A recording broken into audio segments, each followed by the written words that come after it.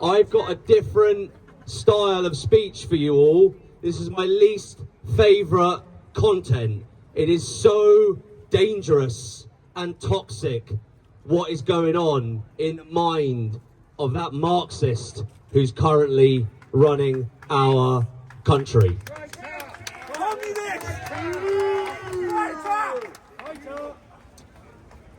Today, LBC have published that the government is asking parents to rat their children out to prevent, that's counter-terrorism, if they are watching misogynistic content. Wait a minute, misogyny is hatred of women. Misandry is hatred of men. These things exist.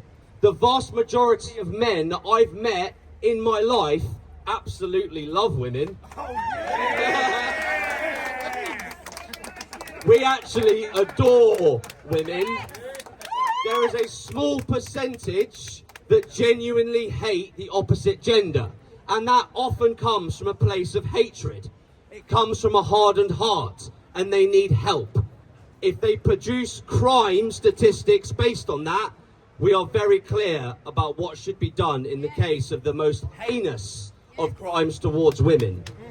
Encouraging your children, encouraging the parents of children watching misogynistic content. Who defines what misogyny is?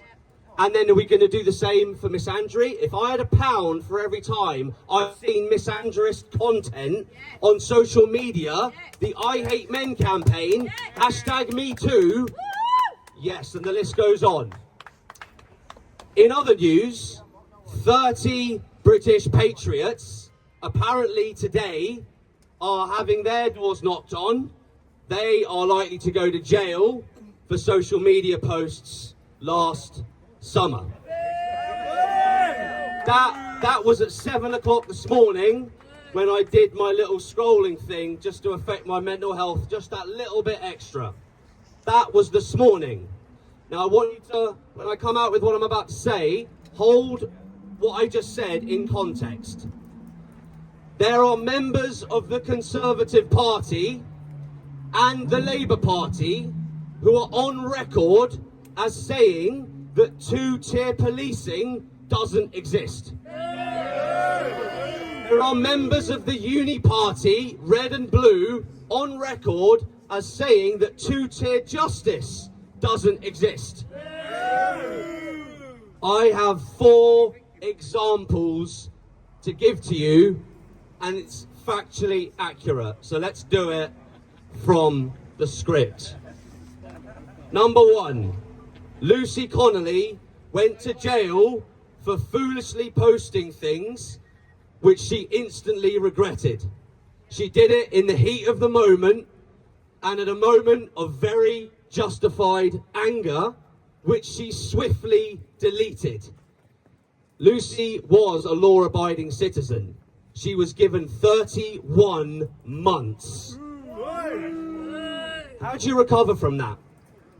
How do you get out of jail and re-emerge back into society? She didn't hurt anyone. She didn't hurt anyone. Let's compare that.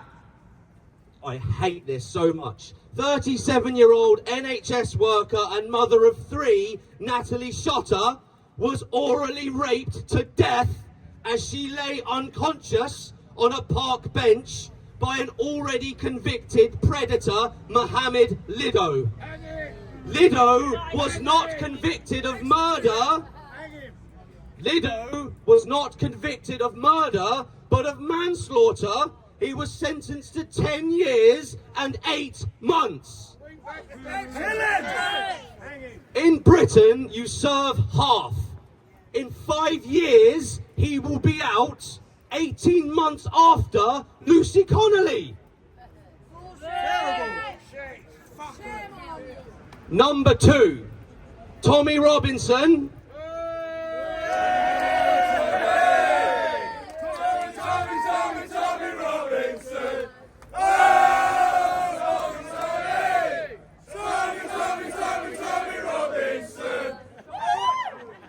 Beautiful. Tommy Robinson was sentenced to 18 months in prison most of which is to be spent in solitary confinement, for showing a documentary which told his side of the story regards why he is being persecuted. He let the British public make their own minds up with regards to the truth about what happened at that school in 2017. 18 months, most of it in solitary confinement. How do you re-emerge? How do you ever get past that? Ever. He didn't hurt anyone. He's a hero. Yes. He's a patriot. In comparison, during the unrest of summer 2024, we have all now seen the Muslim Defence League terrorists in Birmingham being told by police liaison officers to return to the mosque and leave their weapons there, and that they are immune from prosecution.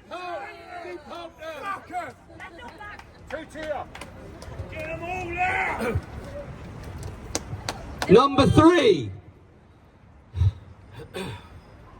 Peter Lynch was sentenced to 2 years and 8 months for being at the scene of a protest. I prayed for my children. He was at the scene of a protest. He was found dead in his jail cell. Mohammed Osman was found guilty of violent disorder, the same crime, on August the 3rd in Bristol, 2024. He was given a suspended sentence. Peter Lynch is dead. He didn't need to be in prison. He's dead because he went to prison. Someone who was found guilty of violent disorder in a place like Bristol, the same thing. Mohammed Osman, 2-year suspended sentence. Tell me if I'm not being clear enough. These are direct comparisons. Number 4, in September 2024, Hugh Edwards was given a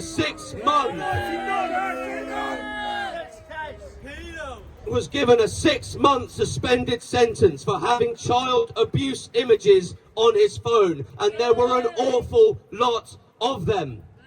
It wasn't an accident. It wasn't a prank. It wasn't by mistake. I believe 47, someone correct me, 57 child abuse images were on a high-profile BBC presenter's phone. He's a fucking nonce. He was given a suspended sentence. 30 nonce. No reprisals, no consequences. In comparison, Julie Sweeney was given 15 months in prison for an offensive Facebook post following the Southport protests.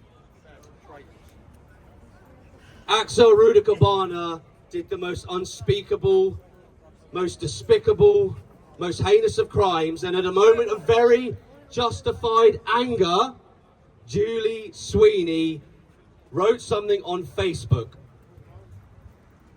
Words aren't the same as actions, patriots. She was given 15 months in prison. Hugh Edwards was given a suspended sentence. 30 nonce. Number 5. Many Pakistani paedophile, rape, grooming gang members are already back on the streets. Many protesters from 2024 are still serving time for simply being present at one of the protests during the summer of last year. Two-Tier Keir has spent his time in office using the term far-right, denigrating patriots, lying to the British public, whilst Pakistani paedophile, rape, grooming gang members are being released and walking the streets, and Keir along with Shabana, emptied a number of places in our jails of dangerous convicted felons to make way for patriots, whilst constantly using the rhetoric of far-right this and far-right that. Meanwhile, the actual far-right, the actual neo-Nazis that now are platformed on X, are controlled opposition by the government. They're state-funded. They're state-sponsored. That's right. That's why they're never arrested. That's why they say what they do. And us, we, patriots, concerned citizens, we have to choke on this. We have to take the lies. We have to take the hatred. We have to take all that fear. My last example, number 5, is that if Keir knew the truth, which is that migrant terrorism represents one of the biggest threats to national security to Britain in 2025, if he knew the truth, why isn't he doing something about it?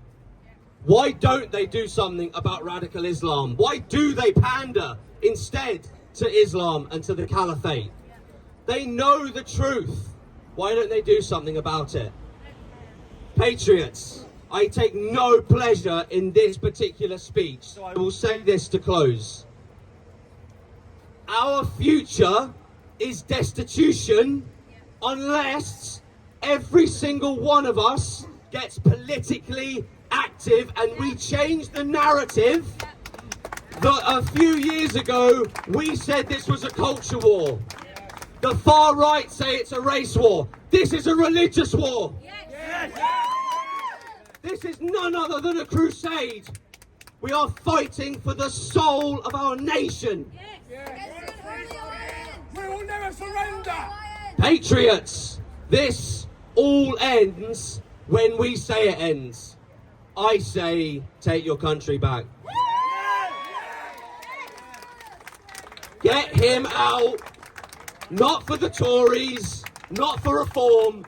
Get them out for something you truly believe in, that's worth fighting for, that won't turn their back on you. Thank you.